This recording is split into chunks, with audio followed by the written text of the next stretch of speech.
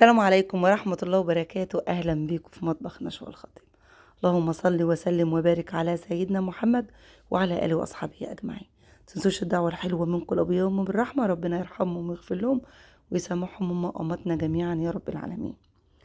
طبعا داخلين على رمضان، كل سنة وانتم طيبين. اللهم بلغنا رمضان لا فاقدين ولا مفقودين، اللهم امين يا رب العالمين.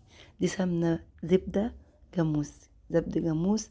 تعرفيها؟ وقبل كده سيحتها معاكم السنة اللي فاتت وعرفتكم تعرفيها مغشوشة ولا لا. لما تاخدي حتة على ايدك كده والتانيكي تدعكي فيها تلاقيها ساحت واختفت في ايدك، ما كلكعتش. ودي بقر، دي بقر جبتها من كذا واحدة، يعني جبت دي الغامقة دي من واحدة، والفتحة دي من واحدة. أما الجاموس دي جبتها من واحدة معروفة، أنا بجيب منها، اسمها هبة الصفتي. كله طبعا فيلم بتوع طنط عارفين يعني إيه هبة الصفتي ويعني إيه الزبدة بتاعتها بصراحة، أو كل منتجاتها جميلة بسم الله ما شاء الله عليها. هنيجي هنا نقول بسم الله الرحمن الرحيم وربنا يحسن ما بين ايدينا جميعا. هتيجوا وتقولوا لي يا نشوى احنا شفنا كده صفيحه كده سمنه كريستال، ودي لبن كمان بقري ولبن جاموس، هتعملي ايه بقى وتضاعف الكميه ازاي؟ هقول لكم ده انا هضاعف الكميه اضعاف اضعافها.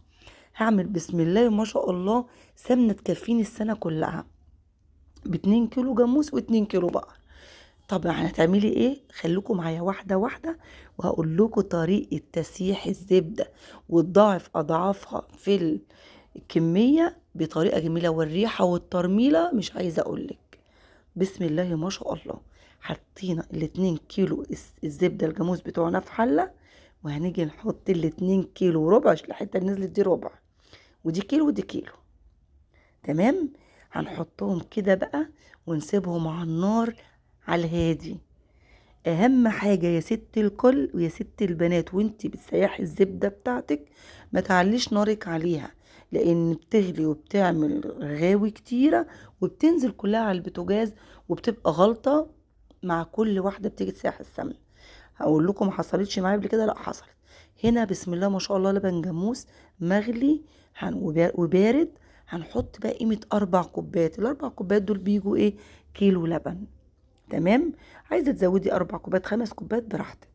يعني احنا هنحط على 2 كيلو كيلو لبن او كيلو وربع لبن. وبرضو نفس النظام على الزبدة البقري، هنحط عليها كيلو لبن بقر. ليه يا نشوى حطيتي لبن جاموسي على الزبدة الجاموسي وليه لبن بقري على الزبدة البقري؟ طبعا انا مش عايزة كلام، لان الزبدة الجاموسي فاتحة وبيضة، فلازم نحط لها لبن جاموسي ابيض، والزبدة الصفراء بتبقى بقري صفراء هنحط لها لبن بقري بيكون مصفر شوية. تمام. حاجة زي الفل بسم الله ما شاء الله. والله ما عايزة اقول لكم على الريحة اللي طالعة والجمال والنظافة. انتوا شايفين نظافة السمنة عاملة ازاي؟ بسم الله ما شاء الله. شايفين حبة صغننين ازاي موجودين؟ هتشوفوا الكمية اتضاعفت وبقت كتيرة ازاي. انا وريتكم لسه في خطوة تانية هضيفها. هنحط ملح عشان المرتة بتاعتنا تبقى جميلة وطعمها حلو، وفي نفس الوقت السمنة تحفظيها في برطمان او في صفيحة او في علب معاكي بالسنة. الملح ده اللي بيخلي السمنة تبقى محفوظة برضو بطريقة كويسة، تبقى جميلة جدا. تمام كده. انا معاكم واحدة واحدة. انا سيحتها معاكم قبل كده من غير ما اضيف لها اي حاجة نهائي غير شوية ملح فقط لا غير. اما المرة دي حبيت اجربها، شفتها مع ناس كتير جدا التسييحة دي، وفي ناس عملتها اعرفها معرفة شخصية ودقتها، لقيتها تحفة، لقيتها جميلة وبيضاعف الكمية وبتبقى حلوة قوي. فقلت اعملها معاكم وما بخلش عليكم على المعلومات اللي انا اعرفها او حاجة زي دي كده. تمام. اهم حاجة توطي عليها، عشان ممكن عاملة زي اللبن تخونك، تلاقيها فارت وبهدلت لك الدنيا، وغير البهدلة اللي انت جبتيها على الفاضي. الخطوة بقى التالتة بقى اللي انا هتخلي لي السمنة بتاعتي إيه، حلوة وترمل وتزيد. معايا هنا علبة سمنة كريستال. تمام. حلوة سمنة كريستال تحفة يعني مش وحشة. بنستخدمها برضو في اي حاجة، في معجنات، في اي حاجة. المهم العلبة دي هسيحها نص تسيحة، وهضيف نصها على الجاموسي والنص التاني على البقري. تمام. كل ده موطيه عشان ما تفرش معايا وتبوظ. وفي نفس الوقت اللبن بتاعي مع السمنه مع الملح مع كله على هادي يستوي. الصفيحه هعبي فيها نفس الزبده، مش هرميها. والصفحة التانية دي برضو كنت مساحة سمنة بقى جاموس وحطها فيها، كانت تحفة مرملة. صفحة كبيرة كده كريستال برضو. بصوا موطية شمعة ازاي، بعرفكم ان انا موطية شمعة. لو عليتي مجرد ما تعلي هتلاقي كل ده بيفور على البوتاجاز، ويا خسارة وكله ضاع بقى وراح في الارض. لا، بيغلي وبتغلي على الهادي زي ما انتوا شايفين اهو. مش عايزه اقول لكم جمال الرغوه الجميله اللي على الوش دي، جمالها وشها ده تحفه. انا مش هكدب عليكم، انا بقيت اخد لقمه كده واخد الرغوه دي تحفه، طعمها عسل. كل دي رغاوي مطيه عليها عشان تستوي وتختفي معاكي واحده واحده. ازاي بتختفي؟ انا ماشيها لكم واحده واحده عشان تعرفوا اللبن بيتبخر ازاي، اللبن استوى واتقلب من لبن لسمنه ازاي. حاجه بصوا خيال، خيال والله. الكاميرا ظالمه اللون. طبعا سايبينها بقى كده. اوعوا تقولوا لي بقى انا هحط زبده كمان، لا طبعا. الزبده دي بقى هقطعها مكعبات جايباها من فتح الله، واحطها في علبه واشيلها في التلاجة عشان تبقى جاهزه معايا. احمر رز، اعمل بيض، احطها على اي حاجه بقى. بصوا جلاش، طبعا رمضان الجلاش بتاعنا هيبقى كتير قوي. ناخده مكعبتين نسيحهم في الميكرويف ونعمل بقى جلاش. نعمل بقى نحطها على المكرونه البشاميل. بصوا هنحتاجها في تلك الحالات، هنحتاج الزبده دي. مش معنى ان انا سيحت سمنه ان انا ما اجيبش زبده، لا انا جايبه قلبين. كانوا 3 قوالب بصراحه من فتح الله، فاستخدمت النص اللي انتوا شايفينه هناك ده وقالب اهو والقالب ده. فانا هقطع القالب ونص وهلاقيها العلبه بتاعتي اتملت بسم الله ما شاء الله. هكتفي وهشيل القالب ده في الفريزر تاني. لما يخلص اللي معايا في العلبه اجيب علبه حلوه كده هي زي الفل، حطها فيها كده بقى بسم الله ما شاء الله. صلوا على النبي كده. اللهم صل وسلم وبارك عليك يا حبيبي يا رسول الله. وايام جميله ومشتاقين قوي قوي للايام الحلوه اللي جايه دي، للصيام والصلاه والتراويح والعباده والقران. اللهم اعنا على عبادتك يا رب العالمين. يا رب اللهم اعنا على عبادتك يا رب العالمين، ويقوينا على الشهر الكريم. اللهم امين يا رب. تمام. بحب اعملها بقى كده صوابع حلوه كده. اعمل بيضتين احطها في طبق فول، يا سلام بقى. كل حاجة تبقى جاهزة معاكي وعلى قد ايدك واحتياج بيتك بتجيبي وبتعملي.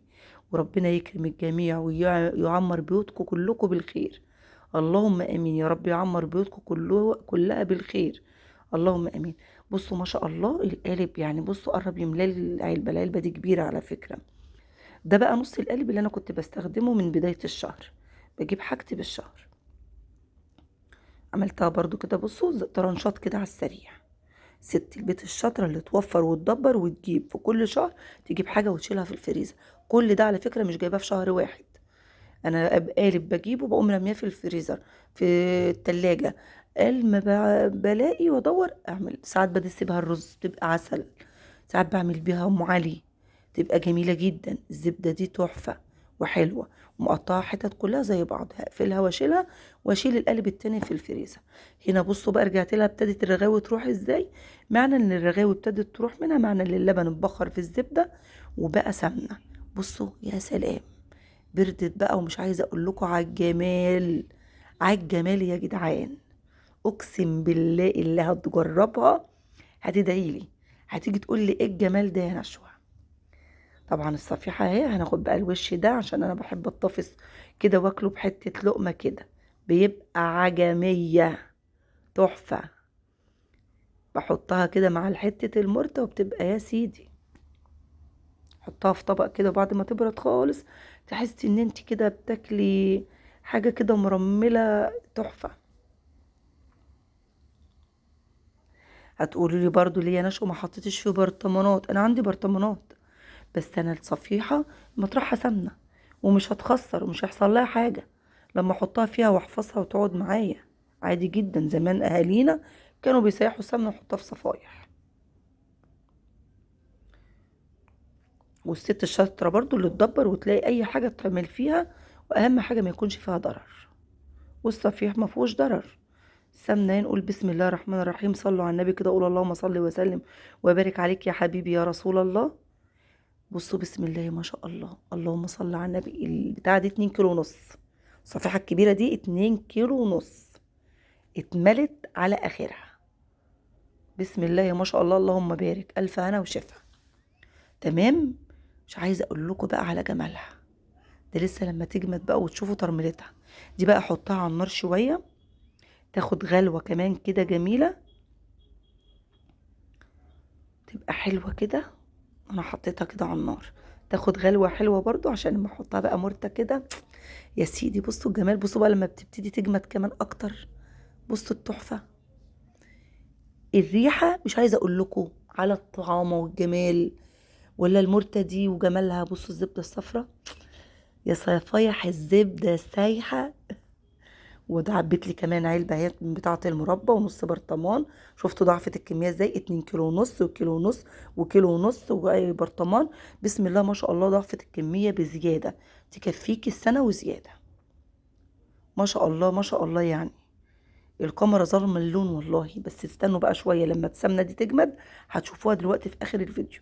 لان سبتها لما جمدت خالص وبردت خالص لحد بالليل على الرخامه كده، يا سلام. بصوا بقى المرته وجمالها بالسمنه كده، مش عايزه اقول لكم تحفه.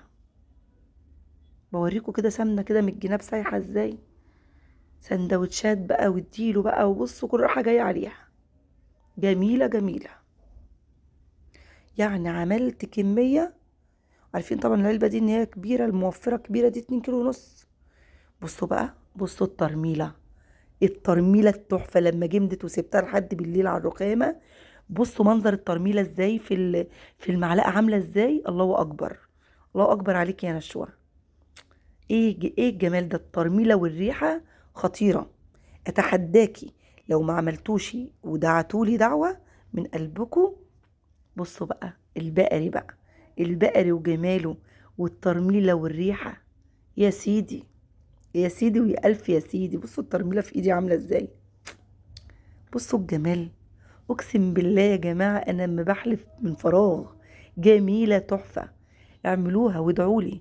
بصوا منظر الزبدة، زبدة البقري كده وجمالها كده. يا الله يبارك لها اللي قالت لي على الطريقة دي، الله يكرمك. بصوا الترميلة عاملة ازاي، تحسي ان انت عمالة بتلمي رمل. بصوا جربوها وادعولي. والمرتة بصوا طبعا اكله منها حته من جنب قد ايه كبيره ازاي. واشوفكم على خير، والسلام عليكم ورحمه الله وبركاته.